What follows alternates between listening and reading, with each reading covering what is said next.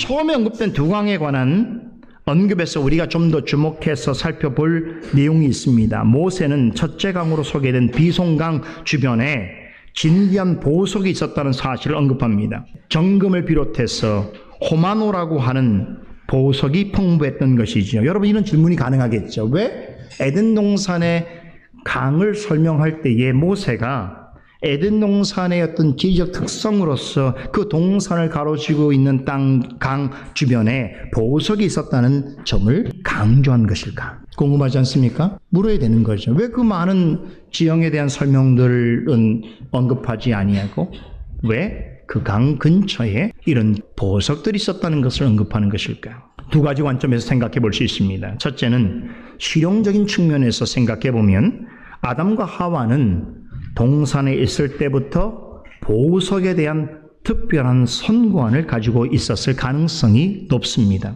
모세가 에덴의 강에서 보석을 언급한 것은 아담과 하와가 일찍이 그 당시부터 보석을 분별하고 또 다루는 지식과 기술을 가지고 있었음을 암시해 줍니다.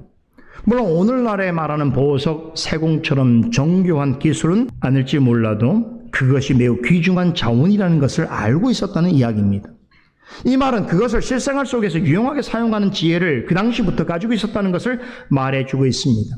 사람이 순금을 좋아하고 높이 평가하는 것은 비단 그 값어치 때문만이 아니지요.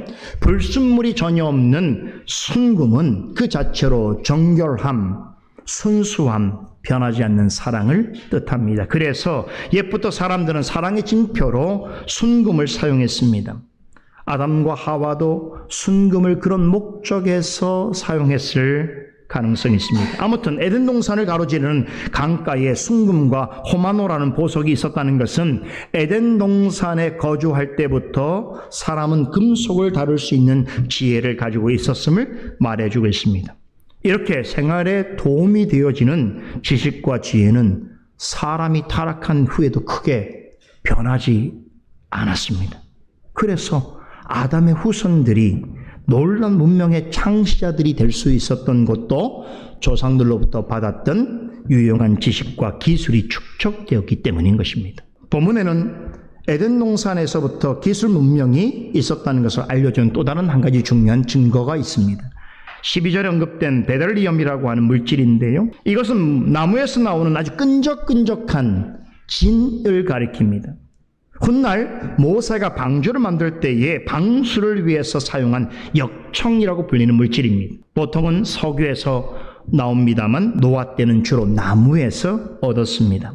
여러분, 노아가 방주를 몇 년 지었죠? 100년을 넘게 방주를 지었습니다. 여러분, 배 하나 짓는데 그렇게 오래 걸린 이유가 무엇일까요? 거대한 방주를 짓기 위해서 엄청난 양의 나무를 구해왔어야 됐고 이동시켰어야 됩니다. 뿐만 아니라 나무에서 많은 양의 역청을 구해야 했습니다. 그리고 배에 물이 들어오지 않도록 하기 위해서 전체적으로 골고루 몇 번씩이나 역청을 바르는 고된 작업이 요구되었던 것입니다. 엄청난 크기의 방주를 제작하기 위해서는 정말로 엄청난 양의 나무와 역청이 필요했습니다. 이것들을 구하고 다듬고 또 바르는 일만 하더라도 좋기 100년쯤은 걸릴 수 있었습니다. 그런데 중요한 것은 이런 기술력이 에덴 동산에 사람이 있을 때부터 시작되었다라고 하는 것은 매우 놀라운 일뿐만 아니라 합리적인 추론입니다. 어떤 이는 아담과 하와가 에덴 동산에서 매일같이 한량처럼 놀고 먹었을 것이라고 생각합니다. 여러분, 에덴 동산에서 아담과 하와가 무의도식적인 삶을 살았다는 것은 성경을 잘 모르는 이야기입니다.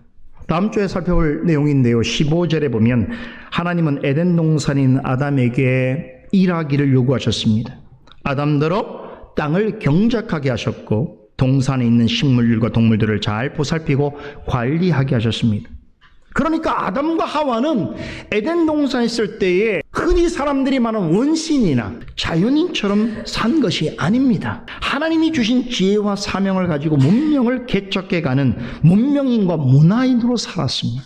이 점을 잊지 마시기 바랍니다. 에덴 동산에는 첫째 강 주변에 보석이 많았다라고 하는 기록과 관련해서 영적인 관점에서 생각해 볼 것이 있습니다. 모세가 이러한 기록을 남긴 이유를 영적 관점에서 본다면 에덴 동산은 요한계시록에 나오는 천국 곧 새 예루살렘의 그림자였습니다. 요한계시록은 새 예루살렘에서 나타나는 아름다움과 부요함을 12보석으로 치장된 성으로 비유하여 설명합니다. 놀랍게도 사도 요한이 묘사한 계시록의 새 예루살렘은 에덴 동산의 전경과 매우 유사합니다.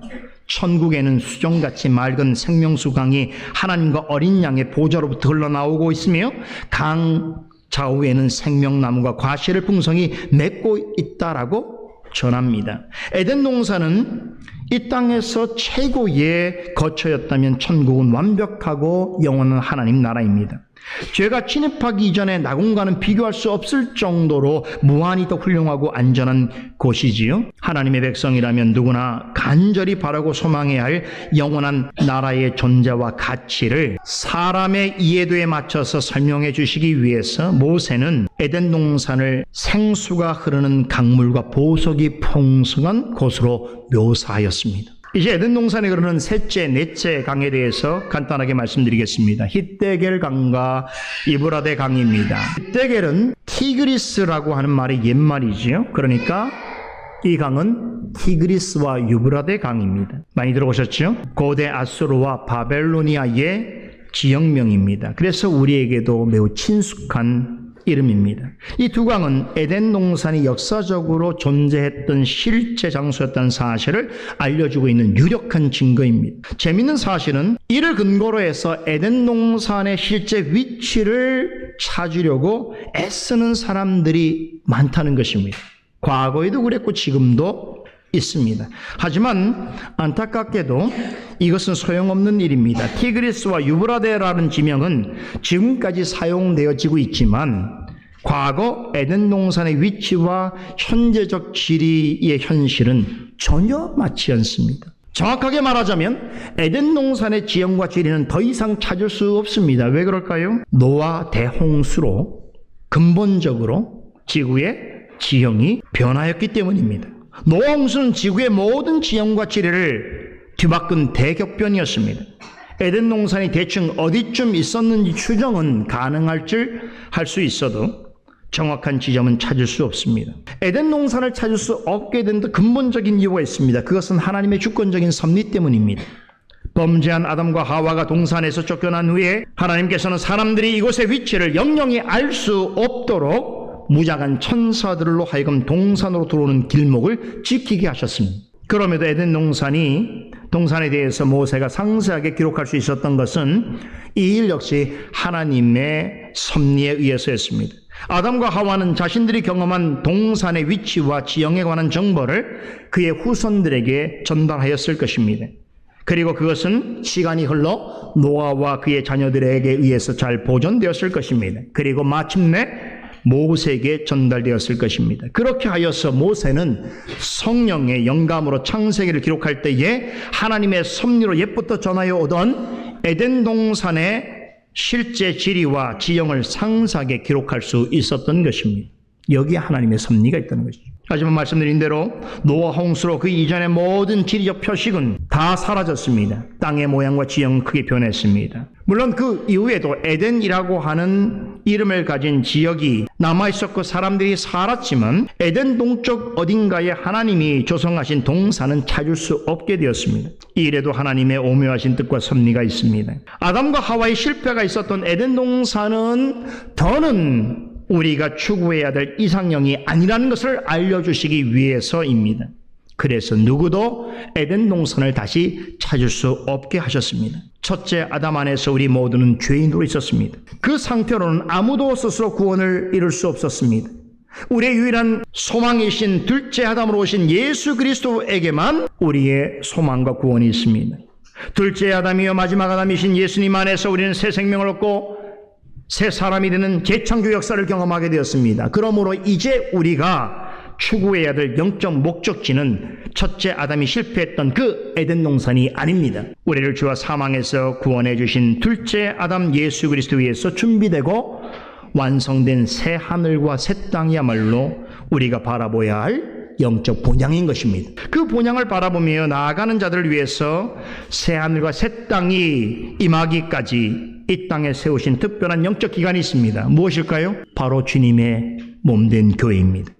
이 땅에 사는 성도들이 영원한 하나님 나라인 천국을 소망하고 하나님이 약속하신 참된 안식을 맛볼 수 있도록 주님께서는 이 땅에 교회를 세우시고 그곳을 나의 몸이라고 하시면서 구원받은 자들을 불러 모으시고 교회를 통해서 하나님 앞으로 나오는 자들에게 성령과 말씀을 통해서 만나주시고 그들의 예배와 경배를 받아주시고 하늘의 은혜와 복을 내려주십니다. 이 땅에서 천국을 맛보려면 어떤 특정한 질이나 장소를 찾아 탐험할 필요가 없습니다. 주님께서 재림하실 때까지 성령과 말씀으로 임마누엘로 함께 하시는 우리 주 예수 그리스도에게 진실하고 충성된 주님의 몸된 교회에 속하여 있어야 합니다. 성도는 오직 주님의 몸된 교회와 그와 같은 참된 교회를 통해 주시는 은혜를 통해서 이 땅에 임한 천국을 경험할 수 있습니다.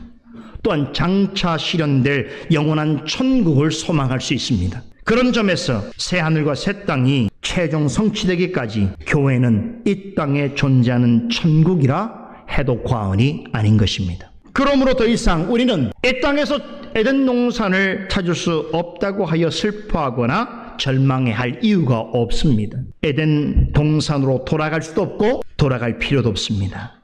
우리에게는 세상 끝날까지 주님께서 함께 하시겠다고 약속하신 주님의 몸된 교회가 있습니다. 참된 교회는 주님이 이 땅에 다시 오실 때까지 성도들이 하나님의 나라의 백성으로서 또한 천국을 상속받은 자들로서 하나님을 만나고 교제하고 예배하는 영적인 삶을 살아가는 진리의 터요 믿음의 공동체인 것입니다. 이 가르침을 꼭 기억하시기 바랍니다.